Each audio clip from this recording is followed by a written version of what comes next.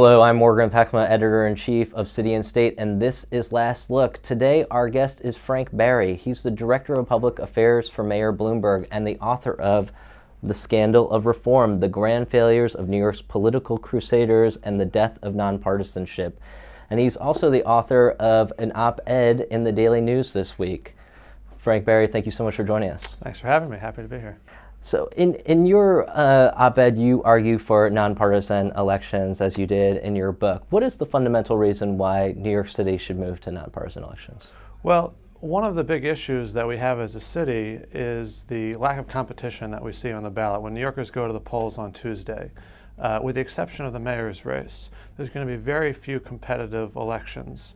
In most cases in New York, as many people have said, if you win the primary, you can coast through to the general election and win without even campaigning. Most candidates who won the primary in September have really not campaigned, not spent money, because they're facing token opponents.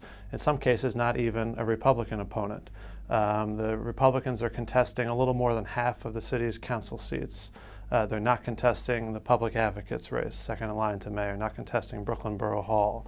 And so there's this weird phenomenon in New York where you have incredible competition in the primary election and the Democratic primary. Tons of candidates running and viable candidates who raise money, get support, and then one of them will emerge, often with 25–35% of the vote, only to face a non-viable candidate who hasn't raised money, hasn't built any support in the general election. And so the problem with that is that most people don't vote in the primary, including Democrats. You have very low voter turnout in the primary. And the other problem is that lots of people are excluded from the primary. So independents, who are the fastest growing group of voters, who make up about 20% of the electorate, all of them are excluded from the primary. So when they come to the polls tomorrow or Tuesday on election day, when all the Democrats come who didn't vote in September, all of them have face this problem of not really having very many viable choices. They've got a Democratic primary nominee. Maybe they have a Republican on the ballot who hasn't organized or raised any money, and then a smattering of third-party candidates who really stand no chance of winning. And in most cases, the winners will win by 80, sometimes 90% of the vote. Right, so it's a fait accompli, and if you're not a Democrat, you essentially have no voice. That's right, how it turns with out. the exception of a few districts around the city, but they are the exception as opposed to the rule. So, in Staten Island, in Eastern Queens, a couple of other places in the city where you will get a competitive race because there'll be some balance in terms of voter registration. But that's the exception, and there are very few places like that. And so how widespread is nonpartisan voting? Is this common in the country? Most cities in the country have moved to some kind of nonpartisan system. About 80% of cities in the country have adopted either a nonpartisan or what's called a top two system. California, the entire state of California recently adopted it. And the general concept is that you allow everyone, all voters can participate in the primary, can cast ballots, and all candidates appear on the same primary election ballot. And then the top two candidates, no matter what party they're in, advance to the general election. And so that way you increase the chances that there's going to be a competitive general election, and that voters in the general election are going to have a real choice between two competitive, viable candidates.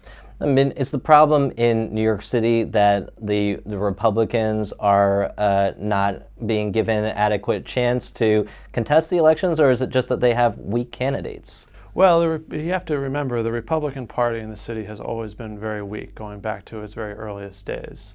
It has often even been a third party in the city. You have to go back to the progressive era to find a time when the Republicans had a veto-proof minority on the city council. Beginning in the 70s, the Republican Party effectively collapsed as a force in the city. It had never really existed to begin with. But now things are so bad that the party is not even nominating candidates for about a third or more of the city's offices. So at least they had been putting up a show of things. But as a organization, they barely exist, and they're not even getting names on the ballot now.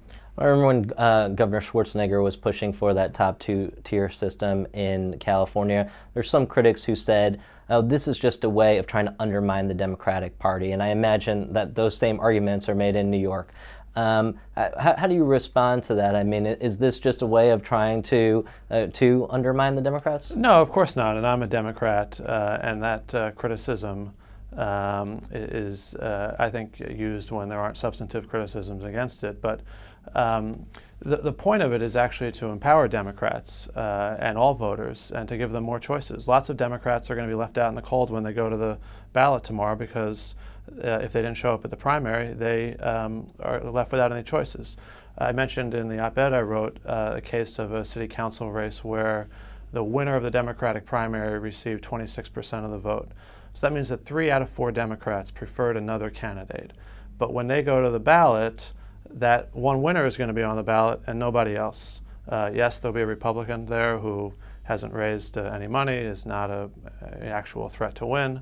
And so Democrats should be in a better position, should have more choices, but they don't, because the system is structured around parties as opposed to around voters. Is the whole notion of nonpartisan elections in New York City something of a pipe dream? I mean, in 2003, Mayor Bloomberg pushed the referendum. He spent $7 million of his own money, and it failed. I can't imagine that there will be such a well-heeled other campaign to push for nonpartisan elections anytime soon. Well, unfortunately, that referendum was held in 2003, which was an off-year election. There was almost nothing on the ballot that year, so voter turnout was very low, about 12%. So that was the mistake. If you were, hindsight is 20/20, and we can play Monday morning quarterback. But had it gone up in a year when there was 30 or 40 or 50% turnout, the outcome very well may have been different. So I don't know what the future holds, but I wouldn't read too much into that 03 referendum. You pointed out in your column that 22% of Democrats voted in the September primary, and nonpartisan elections have been pointed to by some as a way to boost turnout. But I was speaking with Professor Emeritus Ken Sherrill from Hunter College, and he said there's no evidence whatsoever to say that that nonpartisan elections do boost turnout. Where do you stand on that? Well, there actually is some evidence, and I devote a chapter in the book to the question of turnout. And there is some evidence that nonpartisan elections have higher turnout than traditional partisan elections.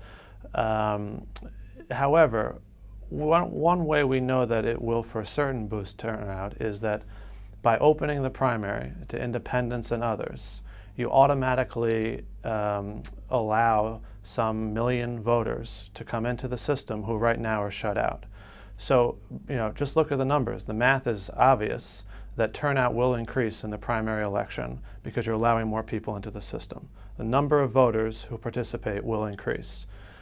In the general election, if there is more competition, if the elections are tighter, it stands to reason that turnout will increase because, as most political scientists will tell you, turnout is partly a function of competition.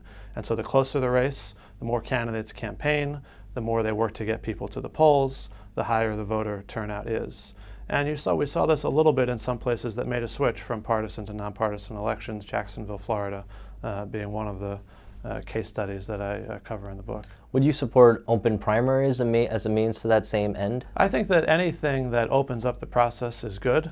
The difficulty with open primaries is that it's dependent on the parties to open up their primaries, and thus far they've been unwilling to do that. You can't pass a law mandating them to open it, and so you're dependent on them deciding that they'll open up their primary, and the Republicans and Democrats have both declined to do that. I think that's a mistake, and that they'd both benefit from welcoming independents into their primary, but they don't for the same reason that they oppose nonpartisan elections, because low voter turnout in the primary benefits party leaders. It makes it easier for them to have their selected, their favorite candidate get through a primary. The lower the turnout, the easier it is to control. Recently, when I interviewed former Governor Jesse Ventura, he was decrying what he calls the two-party dictatorship. And he was saying that with the growth of independent voters, that it's nonsensical that if your third of your voters are independents, how come there's not a candidate that is an independent or a third-party candidate for those voters. Right. I mean, is it possible that the answer just doesn't lie with the Republican Party in New York City, that there has to be, some other party to take the place in order for there to be competitive elections? I think that one of the mistakes is believing that it has to be a different party. So for the first 100 years of the city's democracy, the city had incredibly competitive general elections. And it was almost always between Democrats. So until the ballot was regulated and parties were effectively, or candidates were effectively removed from the general election because they either had to be the party's nominee or not, the general elections in New York were full of different Democratic Party factions nominating and supporting their own candidates. And this is a Democratic Party town. 67% or so of the city's voters are registered Democrats. And there's no reason why there shouldn't be more Democratic competition among Democrats in a general election. It happened for 100 years. It was good for the cities. It's good for democracy. It's good for the health of a democracy. It's good for voter choice. So under a top two system, that's the kind of thing that would, more of that would happen. You'd see more Democratic competition and more Democrats competing with each other for office. It doesn't need to necessarily be one party against another. There's certainly enough diversity within the Democratic primary party and enough diversity among Democratic Party voters to give everyone a choice on Election Day. You have been with the administration virtually from the beginning, since 2002. One of the other positions that you held was chief speechwriter for Mayor Bloomberg. How does one give voice to a chief executive like that? How does one go about being a chief speechwriter? I mean, are you just trying to channel the boss, or are you trying to kind of fashion some sort of rhetoric that you're hoping that the mayor will take on? Well, I think you're trying to do both. You're certainly trying to channel him, get inside his head, and give voice to his beliefs and ideas in a way that is compelling, that's consistent with who he is as a person and as a speaker, and to do it with a tone that sounds believable. It's consistent with who he is, and so that's the challenge for any speechwriter. And you hope that you do it in a way that serves them well and that reflects well on them. What do you think are some of Mayor Bloomberg's greatest speeches that he gave in office? Well, I've gotten a lot of nice feedback, and I think the mayor has too, on the speech that he gave in defense of the Lower Manhattan Mosque and Community Center.